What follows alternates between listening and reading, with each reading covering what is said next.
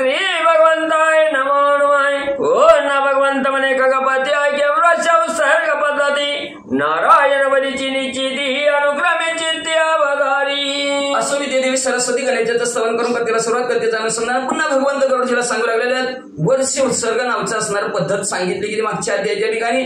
म्हणजे त्याला वर्ष उत्सर्ग नावाचा विधी म्हणजे ब्राह्मणाच्या हातून आपल्याला असणारा त्या प्रेताला सद्गती वाईट मरणाने मेलं असेल तर त्याच्यासाठी खोंड दान देणं हे याला वर्ष उत्सर्ग नावाचा विधी म्हणतात। आता दुसरा एक विधी आहे ते असणारा नारायण बली नावाचा विधी आहे। तो नारायण बली विधीची माहिती ऐका म्हणतात। सर्व तीर्थ आणि कोटी यज्ञ अश्वमेध गयाची पिंडदान महाभक्ती मुक्त आदी बोलती संज्ञान षोडश कला समान वृक्ष उत्सर्गाची। सर्व तीर्थाच्या ठिकाणी गेलं, कोटी यज्ञ केला, अश्वमेध नावाचा यज्ञ केला, गयेच्या ठिकाणी पिंडदान केलं। झाले माझ्या गयावर जन केले, झाले माझे गयावर जन फिटले पितरांचे ऋण।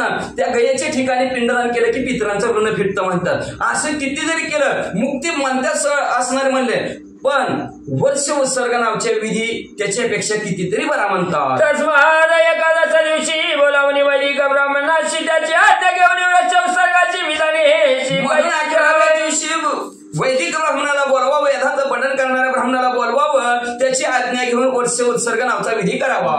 वर्षाधिक असावा वत्स आणि रक्तवर्ण असावा, त्याचा पुष्टांग असावा, विशेष पाहुणी सरस आणावा, तो पाहून असणारा व्यवस्थित ती खोंड आणावा, 2 वर्षाचा असावा, लाल रंगाचा असावा आणि धष्ट पुष्ट खाल्लेल्या घरचा असावा। 4 वर्षापर्यंत वत्स समजशास्त्री अशा विषयाच्या 1 वर्षाचा असल्याचा वृक्ष उत्सर्गाचा योग्य तो 4 वर्षापर्यंत ती वासरू असावा, शास्त्र असं म्हणताय। 1 वर्षाचा असल्यास तो असणार वर्ष उत्सर्गासाठी योग्य आहे म्हणतात। उभयतांची माता जिवंत असल्या उत्तम पूजा येतो वस्त्रभरण संयुक्त करावे निश्चित। भाग्यवंत असेल, नशिबवान असेल, पैशावाला असेल तर वासरासहित त्यांनी त्याची आई म्हणजे गाय बी दान दिली तर फार उत्तम म्हणत्या। आचार्य करावा शास्त्रवेत्ता धार्य प्रायचित्त विधानता दशमे विधानता ग्रामात सर्वत्र करुण। शास्त्र सांगताय की आचार्याने सुद्धा आणि प्रायश्चित्त सर्व घेण्यासाठी आणि ह्या 10व्याचा कार्यक्रम म्हणजे असणार गावात करू नये, तीर्थक्षेत्राच्या ठिकाणी करावा। बाहेर करुणी स्नान टाकावे, श्माश्रू नका वस्त्र दोन सपिंड जे असती लहान त्या शिवपण कृत्य। गावाबाहेर असणारा कार्यक्रम करावा, गावात येताना गावाबाहेरच असणारा त्याने स्नान करावं। त्याच्यानंतर नख केस वस्त्र बदलून असणार लहान थोर कोणी असेल त्या कुटुंबातले त्याने असणारे केस काढावे। माता आणि पितर स्त्रीने मेल्या व्रतहार व्रतमादी विषमती समग्र वपन प्रकार निज इच्छेने आपल्या इच्छेने म्हणजे असणार आई वडील स्त्री मालक संपले असतील तर पहिल्या दिवशी किंवा म्हणजे असणार 3ऱ्या दिवशी किंवा 11व्या दिवशी केस काढावीत म्हणतात। ग्रह शुद्धी पात्र शुद्धी आणि करोणी वस्त्र शुद्धी सर्व सामग्री करोणी आधी सप्त पंचावधी ब्राह्मण। मग असणार त्याच्यानंतर 10वा 11वा झाल्यानंतर घर शुद्ध करायचे, पात्र शुद्धी करायची, मग असणार वस्त्र शुद्धी केल्यानंतर 5 ब्राह्मणाला बोलवायचं अथवा बोलावून 4 मुद्रिका कुंड वस्त्र समग्र गंध चंदन मल्यादी प्रकार तांबूल परिकर पूजी। मग असणार 4 ब्राह्मणाला बोलवायचं, बोलवल्यानंतर त्यांना असणाऱ्या कानांमध्ये असणार काय असणार यथाशक्तीनुसार असणारा गंध त्यांना लावा, चंदन लावा म्हणजे असणार आणि परिकर असतात पानाचे विडे त्यांना द्या।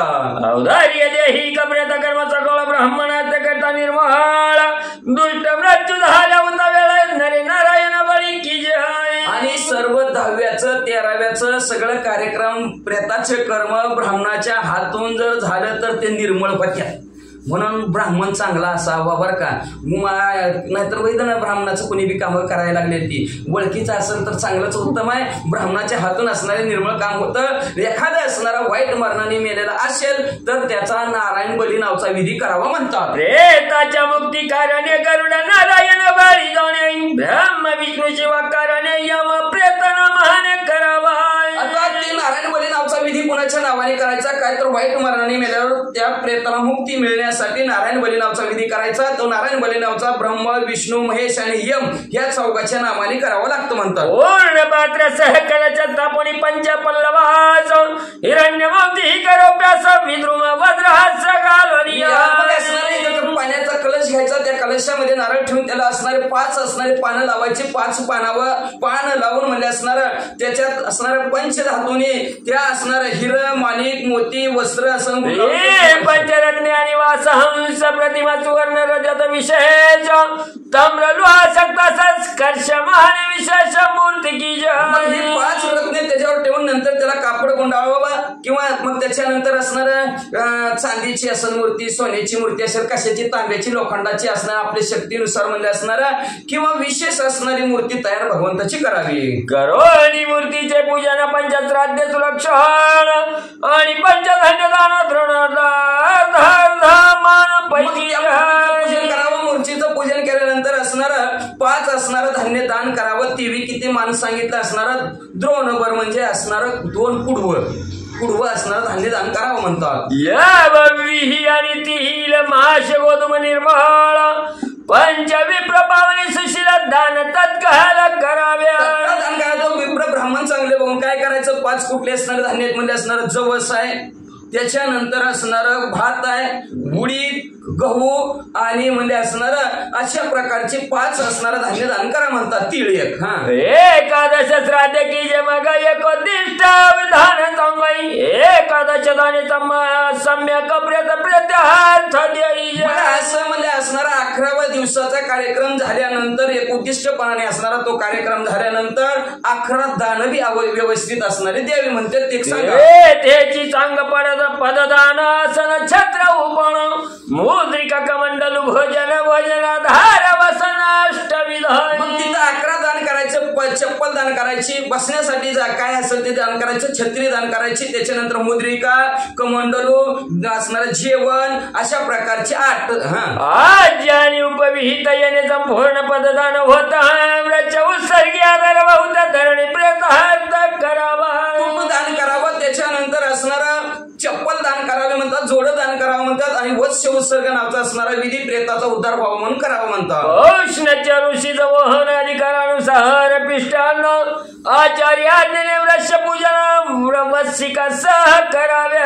असणार त्याच्यानंतर भात शिजवायचा. भात शिजव करून अधिकारानुसार असणार त्याचं असणार अन्न तयार करायचं. अन्न तयार केल्यानंतर त्या ब्राह्मणाच्या आज्ञेनं म्हणजे ते काय असणार वासरू सोडणार, त्या वासराचं पूजन करायचं. स्वर्ण श्रंग रौप्य खोर ताम्र भ्रष्ट चूर वस्त्राई कंठी वेष्ट हवी समग्र दरीचे पुच्छाग्र त्याच्यामध्ये सोन्याला थोडस असणार, सोन्याला थोडस सोनं लावायचं शिंगाला म्हणतात, रूप असणार खुराला चांदी लावायचं म्हणतात, पाठीवर असणार थोडस तांबं टाकायचं म्हणतात आणि घंटे असणारे काळ्यात बांधून म्हणजे असणार त्याच्या उजव्या हाताला त्याच्या शिफ्टीला धरायचं.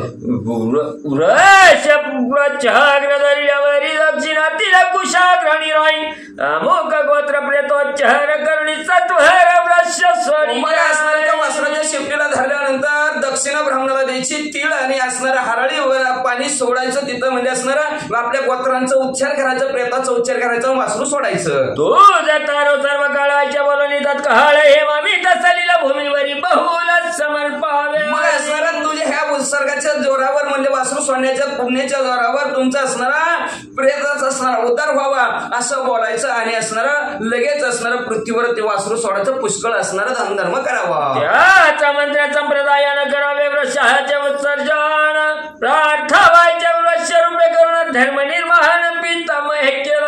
अशा मंत्राचा असणारा संप्रदायाने असणाऱ्या सर्वांनी मंत्र ब्राह्मण म्हणतील ते मंत्र म्हणावा आणि वत्स्य उत्सर्ग नावाचा असणारा विधी अशा प्रकारचा.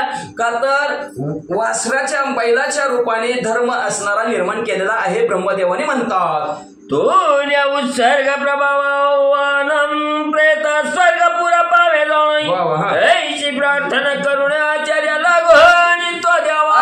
तुझ्या ह्या वत्सवर्गाचं असणारा वासरू सोडलेल्या पुण्याच्या जोरावर आमच्या प्रेताला सद्गती प्राप्त व्हावी असं विनंती प्रार्थना करून वासरू सोडून द्यावं. मग एखाद्याच्या श्राद्ध करवानी करावे नारायण बली लागोनी बरी कृती संपादुनी 11 आणि पंचश्राद्ध मग अशा प्रकारचा आचार्याला बोलल्यानंतर 11 त्या दिवशी झालं. त्या दिवशी परत असणारा नारायण बली नावाचा असणारा विधी करावा आणि त्याच्यानंतर 11, 5 असतील ती श्राद्ध करावे. श्राद्ध केली यावरी व्रत उत्सर्ग तदनंतरी ऐशाई मतशास्त्रांतरीच विचारी बोली आली. असं शास्त्रामध्ये चांगला विचार टाकलेला आहे की नारायण बली झाल्यानंतर वत्स्य उत्सर्ग नावाचा विधी, नारायण बली नावाचा विधी झाला की प्रेताला सद्गती प्राप्त होती म्हणतात. प्रथम श्राद्धी ब्राह्मणांचे पूजन सर्व भरण वस्त्र भरून वाहनादी संपदा धन प्रिय वस्तू अर्पण कराव्या.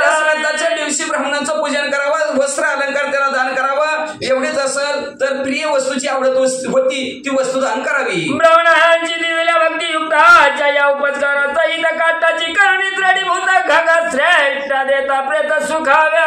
मग म्हणजे यदा कदाचित म्हणजे असणाऱ्या ब्राह्मणाला जर म्हणजे लाकडाची शय्या जर करून दिली बसण्यासाठी, आपल्या भाषेत खुर्ची म्हणा की असं बसण्यासाठी काही लाकडाचं दान दिला तर म्हणजे प्रेताला सद्गती प्राप्त होती. रम्य कांतपात्राच्या रचित हेमप्रटी अलंकृत हंस तुल्यांना युक्त उशी पांघरून तयावरी. मग म्हणजे असणारा सुंदर लाकडाची असणारी शय्या तयार केली, बाजमाना समजा त्याच्यावर असणारं आणि अलंकाराने सुशोभित केली, त्याच्यावर उशी पांघरून ठेवलं तर आणि काही वस्त्रयुक्त गंधपुष्प हरिवाचित चित्रस्थानिक संजलयुक्त तांबूलयुक्त करून अर्पावी. मग त्याच्यानंतर वस्त्र आणि त्याच्यावर अठरावी गंध असणाऱ्या सुगंधी द्रव्य टाकावं, फुलं टाकावी म्हणजे असणारा कलशाने पाणी भरलेलं असणारा नारळ त्याच्यावर ठेवलेलं तर उशेच्या ठिकाणी ठेवलेलं तर असणारा त्याच्यावर पाण्याचा विडा ठेवला तर अतिशय उत्तम. कुंकुम कर्पूर गरु चंदन दीपिका छत्र उपाना जाण चमरा सण भाजन पार्श्वभागी जाण ऐशी सर्व त्याच्या बाजूला म्हणजे कुंकुम ठेवावं, कापूर ठेवावं, चंदन ठेवावं, दिवा लावावा, छत्री द्यावी, चप्पल द्यावी, त्याच्यानंतर असणारा